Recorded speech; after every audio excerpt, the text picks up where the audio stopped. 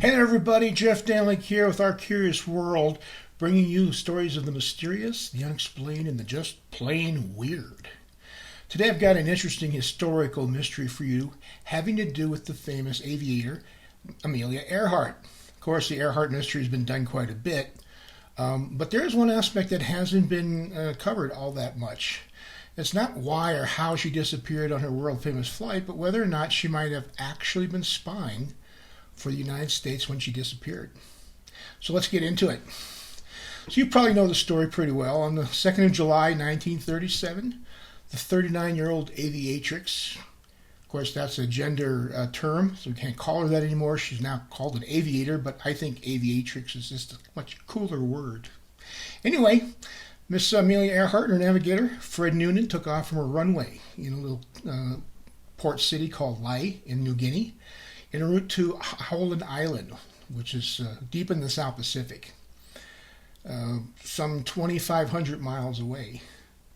So as the third to her last leg of her around-the-world flight, here's a map of the what she had done up to that point. You see, she's got almost all the way around there.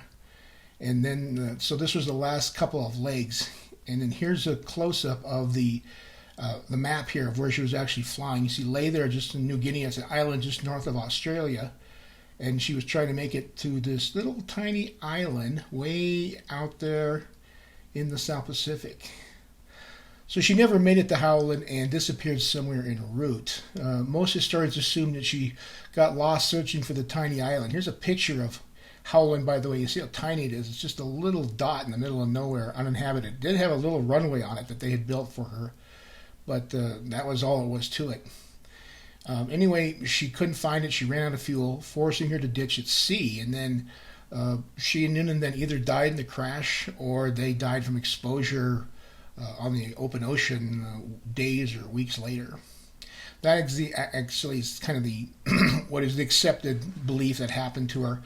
By the way, the U.S. Navy conducted one of its largest searches ever in the aftermath of her downing, and they never found a trace of her. So to this day, it's a mystery of what happened to her. In any case, there's a couple of theories beyond the one that she just got lost and crashed in the ocean. One of the more interesting ones, I think, is that she actually moved about 400 miles southeast of Howland and found a little tiny atoll called Nikomaroru. I knew I could say that.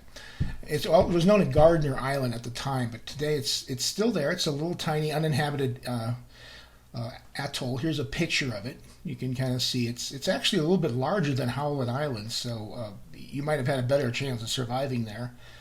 But again, it was uninhabited. There really wasn't any fresh water, so it would have been very difficult to have survived there. But there are some people who think she may have tried. She might have landed off the coast of that little island there and made it way ashore. And some of the evidence that they found to indicate this is they found a woman's sole from a shoe, or a sole from a woman's shoe, I suppose, about her size. There was also a jar of what once held freckle cream. Now, Amelia Earhart was very conscientious about her freckles, and so it's something she might have carried with her. Of course, they could never prove that these were her property. They don't know when they got there. They were found years later.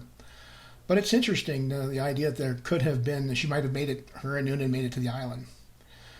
Others, however, believe that she flew to the nearby Marshall Islands, which were owned by the Japanese at the time, and that her and Noonan were captured there and either executed or died from disease while imprisoned on those islands.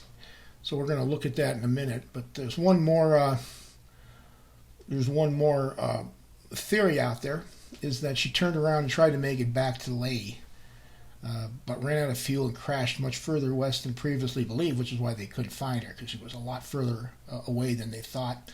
There was even a History Channel documentary recently that claimed her plane crashed in the mountains of New Guinea, in the jungles out there, and they didn't find anything, of course, but that was an interesting theory how they put this all together. In any case, the hypothesis I want to examine in more detail is the second one, that she may have flown to the Marshall Islands and been captured by the Japanese. However, she wasn't there in an effort to find safety, but was actually on a spy mission for the Roosevelt administration. So here's how the story goes. The idea is that FDR figured her round-the-world flight would be a perfect opportunity to spy on Japanese military installations in the Marshall Islands by having her fly over them and just take some pictures as she went over. The island chain was not all that far off from her original course and would have added only an extra 300 miles to her trip, making it a journey of just over 2,800 miles, considering that her Electra, the plane she was flying, had a range of 4,500 miles. That's not out of reason. It was doable, certainly.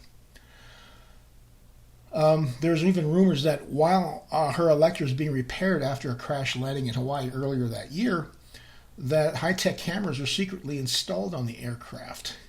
Those claims have never been substantiated. Here's a picture of the kind of camera they would have had back in the 1930s that they would have had to mount on her airplane. It's unlikely. Earhart was very conscious of reducing weight on her aircraft to increase its range. She even had some of the sound insulation taken out of it so that she could save weight.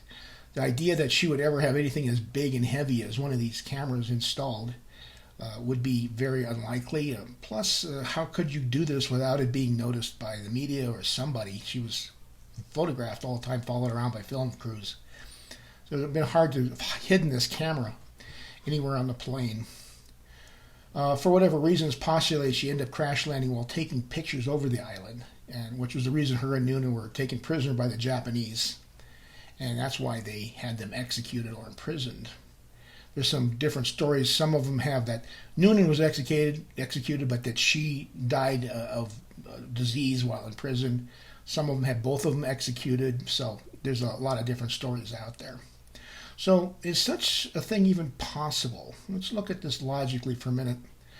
While the Electra did have a range of 4,500 miles, due to strong headwinds and other factors, by the time she reached Howland, she was already running low on fuel. She even said that over the radio. The extra 300 miles detour to the Marshall Islands en route would have made the fuel situation even worse. So I just don't see where she would have even risked it. She had a very small margin for error as it was. To add those extra miles on there would have been much more difficult. There was also a Coast Guard cutter. There's a picture of it. It was called the Itasca, and it was anchored off Howland Island, specifically designed to lead her into the island using radio direction finders. Remember, they didn't have radar back in those days, so if you wanted to find something in a vast ocean, you had to have some kind of a radio transmitter that you could pick up on and then home in on that beacon. And she was able to send messages that they could pick up from the ship, the Itasca, which is only possible if an airplane is relatively close. If it had turned back for lay or something like that, or if it was up in the Marshalls, they would have never heard her. The signal would have been too far away. In fact, the signal was so clear that some of them actually believed she was overhead, and they were looking for her out the window because that's how close it was, how good a signal it was. It's interesting she wasn't able to receive signals, which is probably what caused the biggest problem. There's some speculation that her antenna may have busted when she had taken off. I don't know what happened, but for whatever reason she was able to send but not receive. And that's probably what led to the disaster. Another thing to think about is while the Japanese used the Marshall Islands during World War II as a military base, in 1937 it wasn't that developed. The Japanese hadn't begun really their military expansion throughout Europe, or throughout the Pacific, and so they hadn't begun to build big military bases down on those islands yet. So as a result, there really wasn't much there to see. You could have photographed it all day long and not really found anything of interest.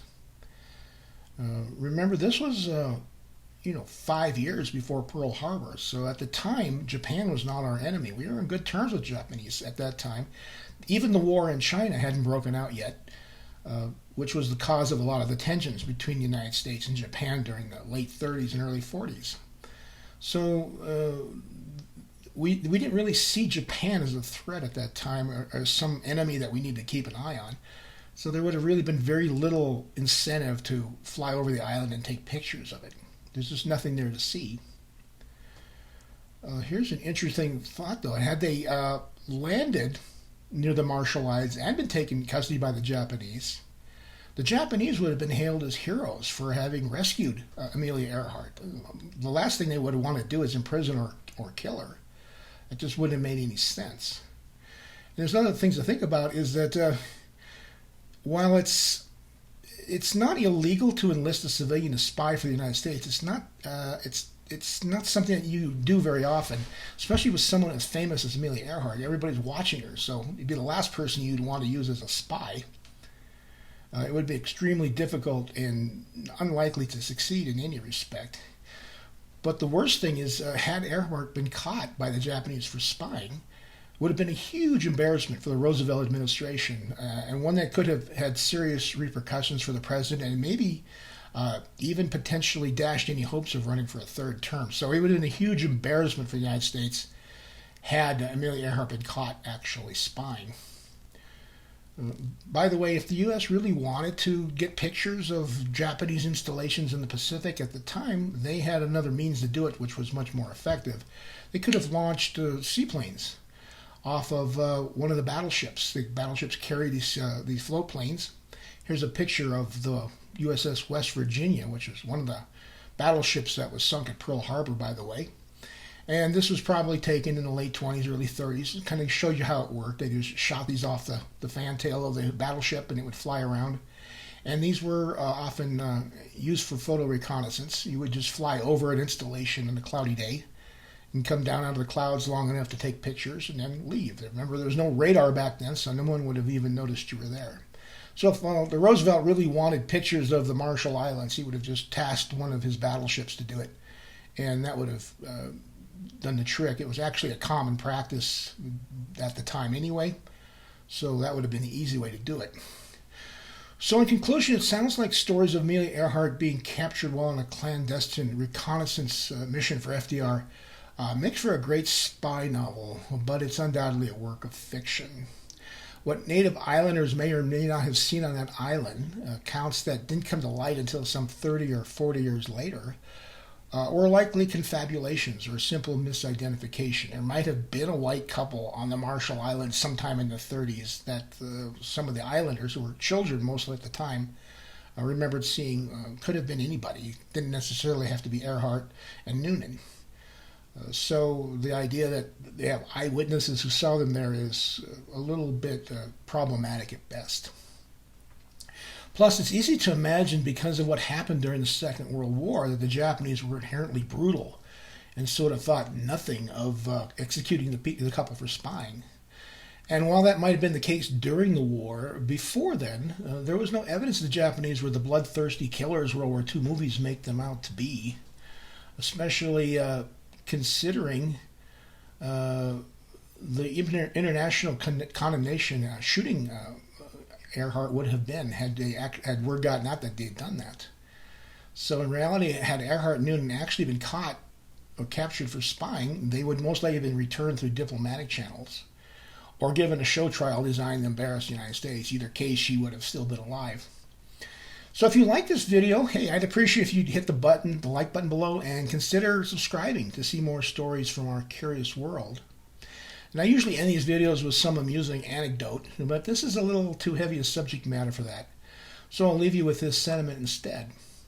Amelia Earhart did not live a long life, but she did live a full life, which is the best any of us can ever hope for. So until next time, this is Jeff Danek. I'll see you then.